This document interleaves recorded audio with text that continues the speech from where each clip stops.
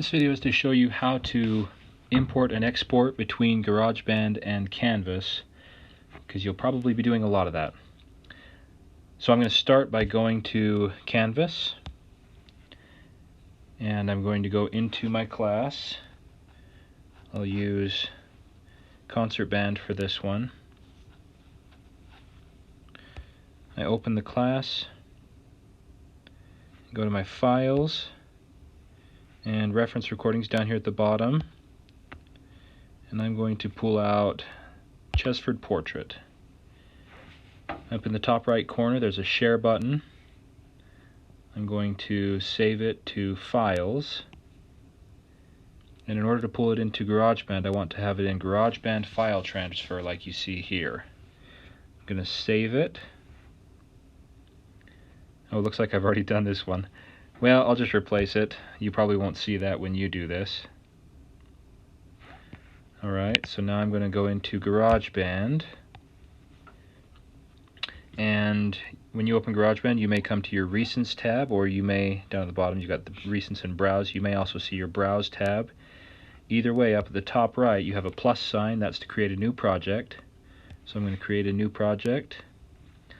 And since this is a project where I'm going to be recording myself, I'm going to find the audio track, audio recorder, select that one, and this is what I come to. Now if I want to see what I have available in my project, and I also need to pull in my recording, so I'm going to go to the track view. Up in the top left corner of the screen you see a little folded piece of paper. That's your new projects button, and then you've got the three squares. We'll talk about that. And then you have your track view, so it's the dotted lines. So we're going to select track view, and this is where you come to see everything that you've worked on so far. So now I want to pull my recording of Chesford Portrait in, right? So I'm going to go up at the top right. There's three icons: the help icon, the settings icon, the little gear, and then a loop. That's where we're going to find our music. So I'm going to select the loops, and I'm going to go to, let's see, these are all the Apple loops. I'll just kind of show you these. They've got a whole bunch of different sounds that you can add. Right, so just a bunch of different Apple loops. Also files, there's Chesford Portrait, we'll come back to that. Over here we've also got music, so anything you actually have in your Apple Music app on the iPad will show up here. Here's all of my playlists for my classes. So you can find that stuff too if you've got any in your music app. So let's go back to Files, and we'll pull Chesford Portrait in. I'm going to touch and hold, then I'm going to drag it over and put it into the project. Alright, so there's my Chesford Portrait, just to check. Alright, great. So we've got the audio in now. And you notice it put it into an audio track, not something else. Alright, so now I'm ready to record. So I got to make sure that I have the right track selected, and that I just do by touching. If I leave it here with this bottom track selected, I'm actually going to record over what I've already put in, just to kind of give you an idea of that. Here we go. So now I'm recording here, and we're going to go back and find out that I've recorded over my audio track. By the way, this click up at the top, that blue triangle, you can turn that off. This is actually showing up in the recording, and I'll show you that in just a minute. Here's another problem that we're about to get to right here. We just stopped recording. This defaults to 8 measures of recording, and we have to change that by going to this plus sign up at the top right corner, right here. And on section A, instead of having it 8 bars long, I'm just going to make it automatic. So now we're going to go back to track view, top left corner, dotted lines, and you can see that I actually recorded over my recording of the song. Whoops. So I'm going to, I can either delete that, just touch it again, and I can actually change the length of this. But again, the problem is that I don't have enough of the recording on here, so I'm going to delete this, and I'm going to go up to the Apple loops, find my file, pull Chesford Portrait in again, and now I've got the whole song. That's what I needed. So I want to make sure that the right track is selected, my top audio track, so that when I play flute or whatever, I've actually got the right thing going. By the way, over here on the left, you've got the microphones. You can see a little bit more information about these tracks if you drag this over. You can change track volume.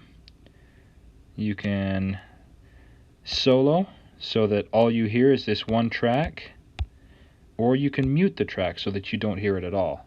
So there's a few things that you can do here. I'm going to pull that back over. Okay, so let's pretend that I am a flute player, and I've got my flute right here ready to go. I start my recording, gives me a click off, and here we go. Super excited because this is my favorite part of the song. I love this part. It's really cool, and I sound awesome. This is great. And then I play all the way through the whole song. Okay, let's pretend that I'm done, because you don't want to listen to me talk through the whole song. That would be super annoying. All right, so let's go back and see what I did. Back to track view. Here's what we've got. And here we go. Super excited because this is my favorite part of the song. I love. Alright, so I like what I just did, and you can see that my recording went the entire time. Just kidding. But for you it will when you do these kinds of recording projects. Alright, so now I have that all done. By the way, let's say that I'm really interested in making this sound good, and I noticed that I can't really hear myself. So I could just take the audio level of the Chesford Portrait track, and I could bring that down just a little bit. Super excited because this is my favorite part of the song. I love. So you can sort of play with those levels just a little bit. Make sure that when you do record yourself to turn in, like on a project like this, that I can hear you, that it's easy for me to tell what you've played. Okay, so now that we've got that recording, I guess it's time to actually export the recording. So I am going to go back to my project view, which is this folded paper up in the top left corner. And it'll save automatically on the way out. So this is my song. I think I'm going to rename it. Let's see, Sullivan Chesford. Yeah, whatever. Sullivan Chesford, we'll call it that. All right.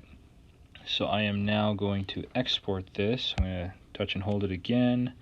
I'm going to share it. And when you send things to me, only share me the song. Don't send me the ringtone or the project. Send me the song. Medium quality is good. Down here you can adjust your artist name or anything that you want to. Just make sure that it's obvious to me who it is, just in case I need to come and check that. So I'm going to share it now. And I am going to send to Canvas Student, this thing right here. Now it's going to export the song. It's got to mix all that together and turn it into an MP3. This process is called bouncing, by the way. Almost done. As soon as we're done, then we can pull that into Canvas.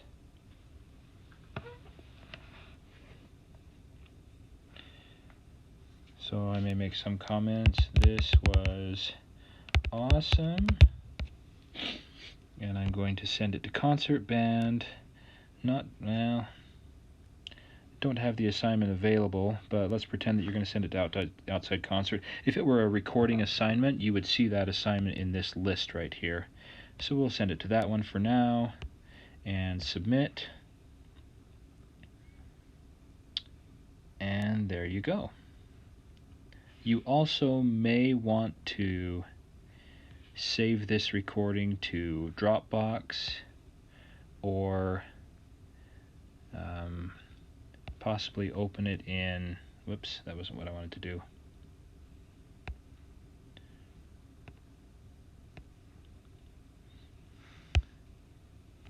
You may want to save it in Dropbox like I showed you, or you may want to send it to Gmail or Google Drive.